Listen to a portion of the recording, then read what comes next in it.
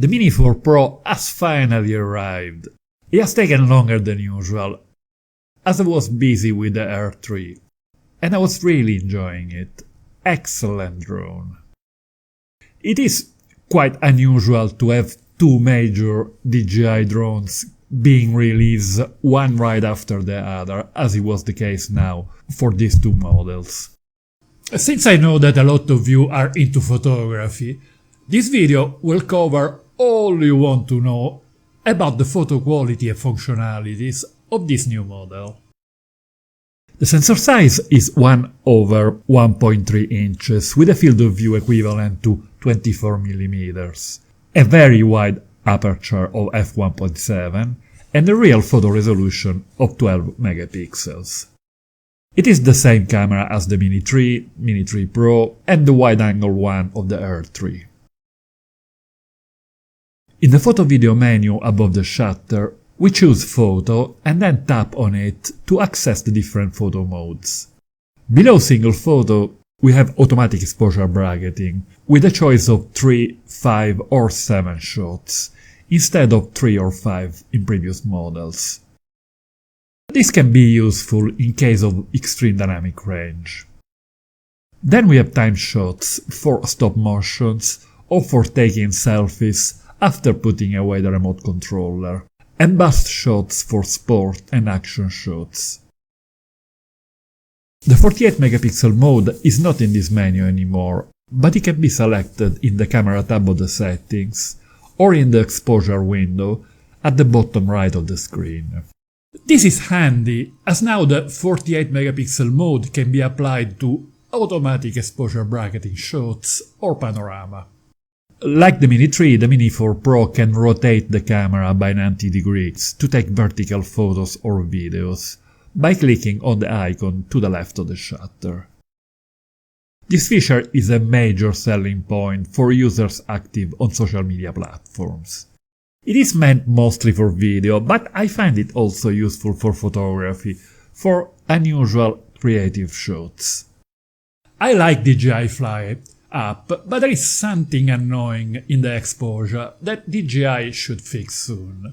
When exposing in manual mode, which is what I do all the time, the exposure values are set to the last time a specific mode was used. As an example, the last time I used the Mini 4 was last night, obviously in very dark conditions. This morning I start my shooting session by taking a single photo, and I have to modify the exposure, as the light conditions are much brighter. If I then select Automatic Exposure Bracketing mode, I am presented again with the setting of the night before, as it is the last time I used AEB, so I have to expose again. The same goes for 48 megapixel mode, panorama or hyperlapse. It is a waste of time and quite annoying, as it would make much more sense to update these values to all the different modes at once, since these are the current light conditions. End of the rant. The Mini 3 Pro has an array of functionalities, but they are mostly useful when shooting video. I will therefore analyze them in specific videos. But two features come in very handy for photography. Even though the omnidirectional obstacle avoidance system is mostly meant for footage, it also gives peace of mind when taking photos. The transmission system is the main weak point of the Mini 3 Pro, which has the worst signal of any DJI prosumer drone of the last few years. DJI has acknowledged it, and several changes have been made to the new model to fix this issue. The Mini 3 Pro has no small fit at the end of the wings, so the antennas are positioned horizontally inside the wings. The new model has got the feet back, with the antenna repositioned inside them. Also, the Mini 4 Pro has a new pair of controller with external antennas and an improved version of OcuSync. Signal transmission in the Mini 4 Pro is excellent. With DJI models of previous generations, I used to analyze only RAW files and never took JPEG ones seriously. But in this video I will start with JPEG files for two reasons. First of all, a vast majority of users of prosumer drone are interested in posting on social media with little or no color editing, and are much more interested in JPEG files. Also, I find that the quality of JPEG in the Air 3 has massively improved, and they deserve now to be taken seriously. The wide-angle camera of the Air 3 is the same as the one of the Mini 3 Pro, so the improvement is due to better software processing. I'm very curious to see how the JPEGs of the Mini 4 Pro compare to the one of the Air 3. And the Mini 4 Pro doesn't disappoint at all. In easy light conditions, the JPEG photos are a thing of beauty, with very rich and well-balanced colors, and a remarkable amount of detail, which was a weak point of the Mini 3 Pro. The still images can be used without any editing, with excellent results. Users mostly interested in social media photos will be very happy. I will post downloadable JPEG files or some of the images shown here on my blog, vicvideopic.com. I will add a link in the description as soon as it is ready.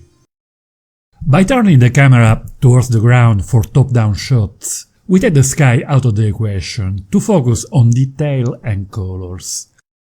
The fine vegetation and the architectural details are rendered very well.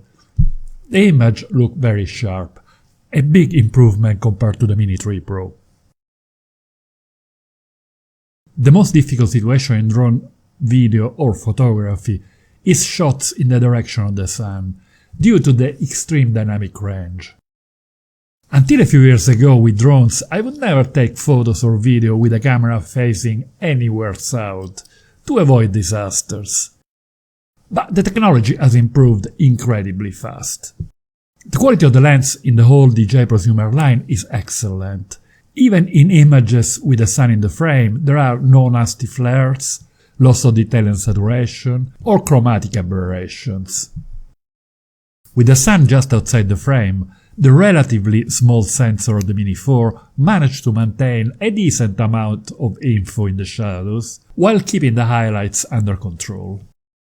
The performance is good, but this is an area where the Mini 4 and the Air 3 cannot compete with the much bigger sensor of the flagship model, the Mavic 3.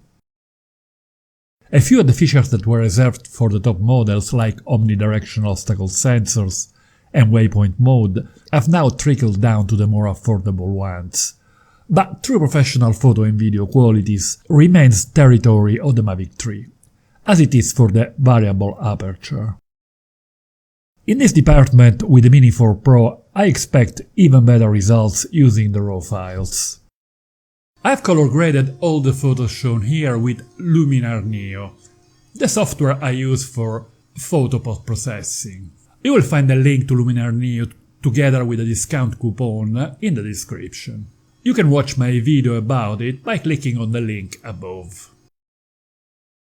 An area where the Mini 4 Pro really shines, if you excuse the pun, is low light photography, in part due to the very wide aperture. These images were taken half an hour after sunset, with electric lights acting as the main source, and the last bit of twilight as a fade light.